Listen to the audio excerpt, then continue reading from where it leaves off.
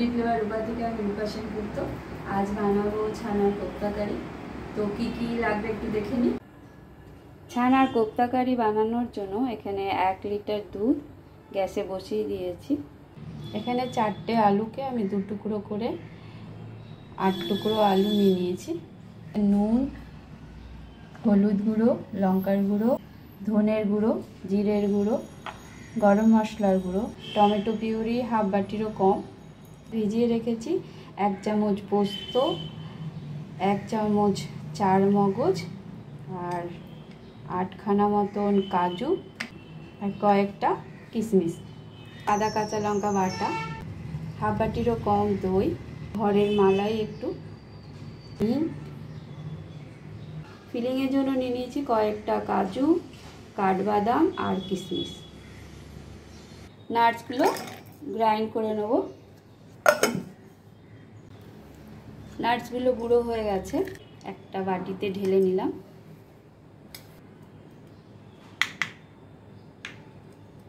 দুধটা ফুটে গেছে, দুধটাকে ছানা করার জন্য দিয়ে দেবো লেবুর রস। এখানে 3টে লেবুর রস আছে, দিয়ে দিচ্ছি।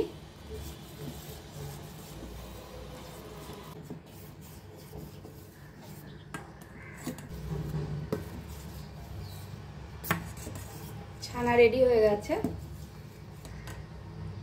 এবার জলটা ছেঁকে নেব।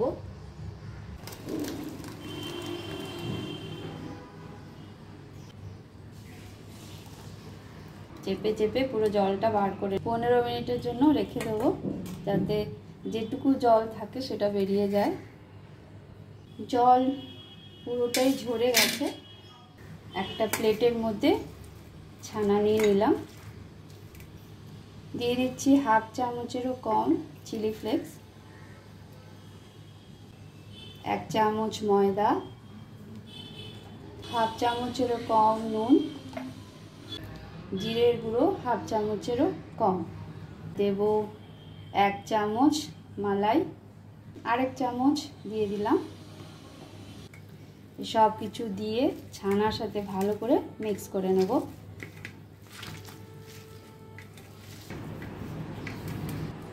সামান্য নুন টেস্ট করে নেব, নুন ঠিক আছে। ছানার থেকে ছোট ছোট বল তৈরি করে নেব।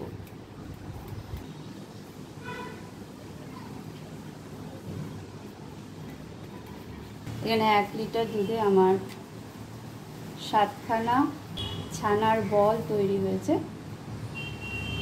ফিলিংয়ের জন্য কাজু, কাঠবাদাম আর কিশমিশ একটু গুঁড়ো করে রেখেছিলাম, এর মধ্যে দিয়ে দেবো সামান্য দুধ।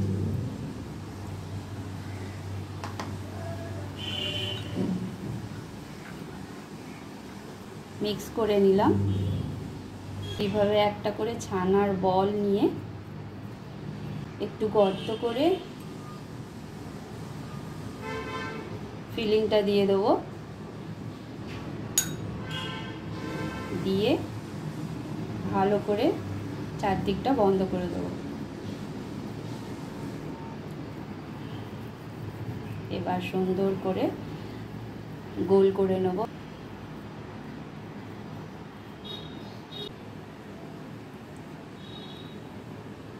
এইভাবেই সবকটা রেডি করে নেব। রেডি হয়ে গেছে আমার সবকটা ছানার কোপ্তা। এবার ওপর থেকে একটু ময়দা ছিটিয়ে দেব। সে কড়া বসিয়ে দিয়েছি, কড়াই দিয়ে দিয়েছি সাদা তেল। সাদা তেল গরম হয়ে গেছে, দেবো ছানার কোপ্তাগুলো।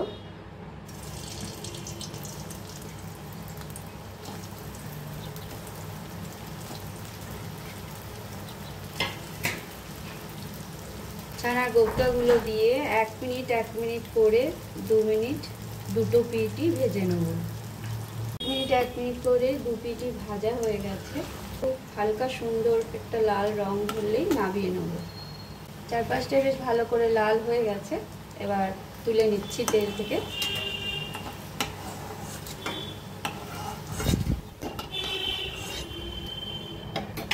দিয়ে দেবো আলুগুলো।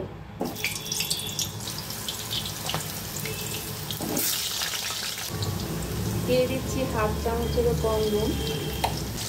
নুন দিয়ে আলুগুলোকে লাল করে ভেজে নেব।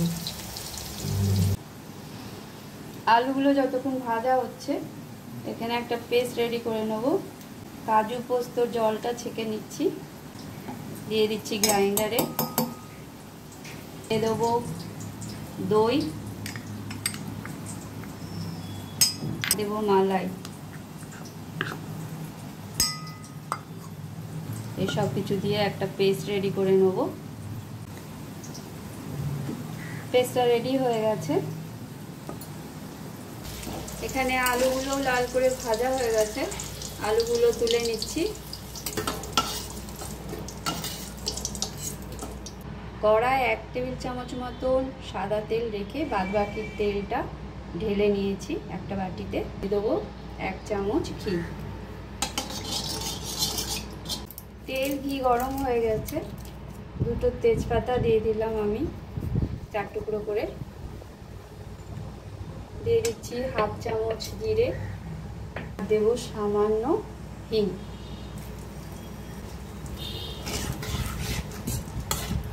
1 মিনিটের মতন জিরেটা ভেজে নেব।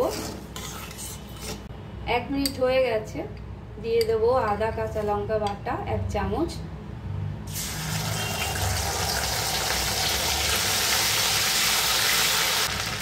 আদা কাঁচা লঙ্কা বাটার কাঁচা গন্ধটা যাওয়া অবধি ভেজে নেব।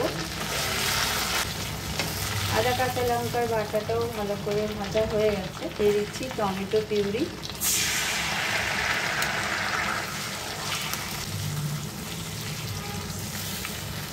টমেটো পিউরি দিয়েই গুঁড়ো মশলাগুলো দিয়ে দেবো। দিয়ে দিচ্ছি হাফ চামচ হলুদ গুঁড়ো, হাফ চামচ জিরের গুঁড়ো, 1 চামচ ধনের গুঁড়ো, 1 চামচের মতো কাশ্মীরি লঙ্কার গুঁড়ো। সব গুঁড়ো মশলাগুলো দিয়ে 2 মিনিটের মতো কষিয়ে নেব। সব গুঁড়ো মশলাগুলো দিয়ে 2 মিনিট কষানো হয়ে গেছে। একদম গ্যাসটা কমিয়ে দই কাজুর পেস্টটা দিয়ে দেবো। দই কাজুর পেস্টটা দিয়ে 2 মিনিট কম আঁচ করেই কষাবো, না হলে দই ফেটে যাবে। গ্রাইন্ডারে সামান্য জল দিয়ে গ্রাইন্ডারটা ধুয়ে দিয়ে দিলাম। কড়াইয়ের পেস্টের জলটা শুকিয়ে যাওয়া অবধি কষিয়ে নেব। ভালো করে কষানো হয়ে গেছে, বেশ অনেকটা তেলও বেরিয়ে এসছে। দিয়ে দিচ্ছি হাফ চামচেরও কম নুন। নুন দিয়ে ভালো করে নাড়িয়ে দিয়ে দেবো 1 বাটি জল।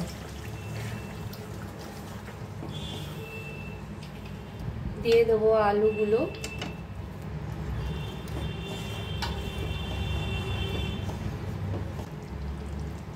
আলু দিয়ে মিডিয়াম আঁচ করে কড়াটা ঢেকে দেবো 5 মিনিটের জন্য, যাতে আলুগুলো ভালো করে সেদ্ধ হয়ে যায়।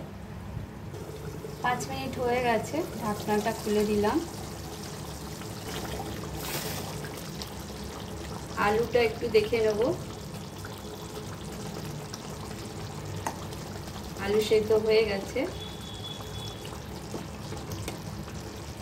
নুনটা একটু টেস্ট করে নেব। নুন একদম ঠিক আছে, মিষ্টি দেব না। পেস্টে আমরা কিশমিশ দিয়েছিলাম, সেই কিশমিশের মিষ্টিটা আছে।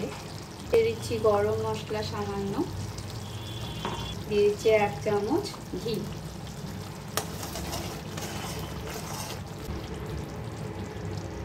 এখন দিয়ে দেবো কোফতাগুলো।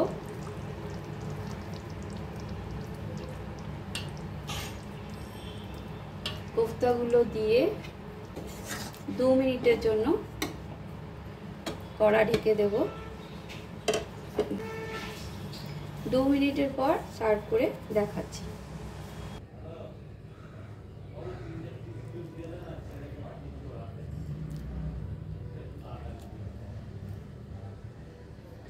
রেডি হয়ে গেছে আমার ছানার কোপ্তা কারি।